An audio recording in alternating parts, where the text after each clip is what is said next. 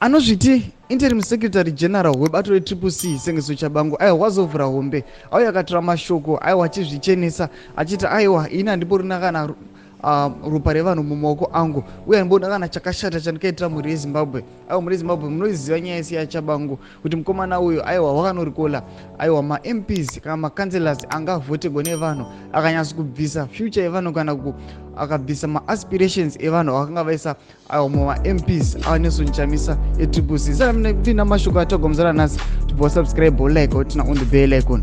Notano yapaendo pakanyora chiti there is no bad blood between myself and my fellow opposition family members, but the only difference is that of our ways of playing the game. I believe in democracy, not autocracy.